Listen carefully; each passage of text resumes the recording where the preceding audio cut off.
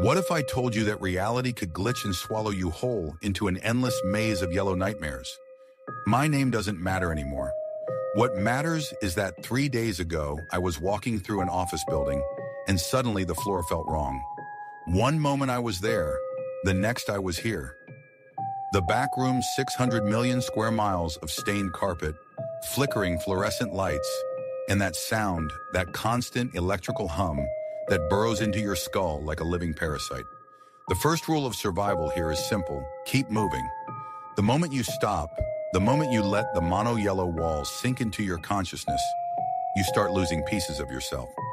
I learned this when I found a man sitting in a corner, rocking back and forth, whispering about how the walls were breathing. His eyes were empty. He had been consumed by the hum, by the endless sameness. I tried to help him, but when I touched his shoulder, he just smiled at me. Not a human smile, the kind of smile that splits too wide across a face. The smilers, that is what I call them now. People who stayed too long in one place, who let the psychological weight crush their minds until something else moved in. They hide in the darker corners where the lights have failed completely. You only see their grins floating in the blackness, impossibly wide, impossibly white. They do not chase you. They do not need to.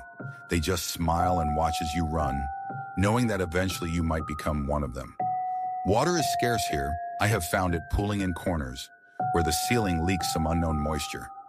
It tastes like rust and desperation, but you drink it anyway, because dehydration will kill you faster than the entities. Food is even worse.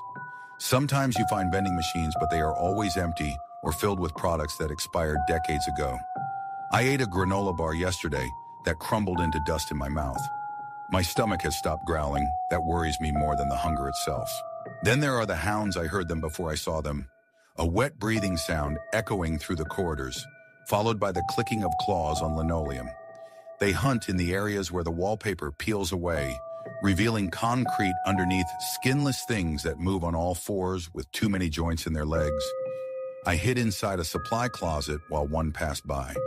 Through the crack in the door, I watched its exposed muscles contract and release as it sniffed the air, searching for my scent. It stayed there for what felt like hours. The hum grew louder during that time, as if the building itself was excited by the hunt. The psychological toll is the real killer. Though it is not the entities or the thirst or the hunger, it is the sameness.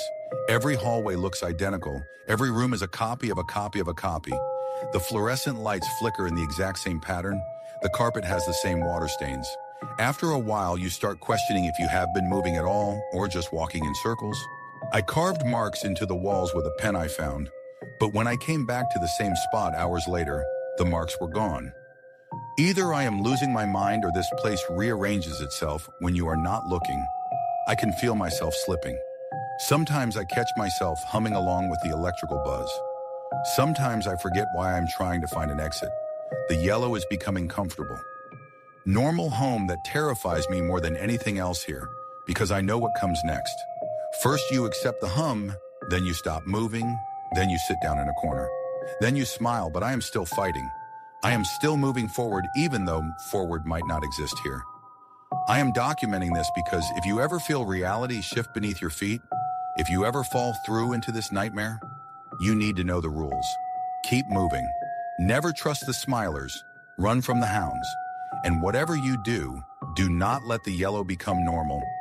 Subscribe if you want to hear what happened on day 4, if I survive that long.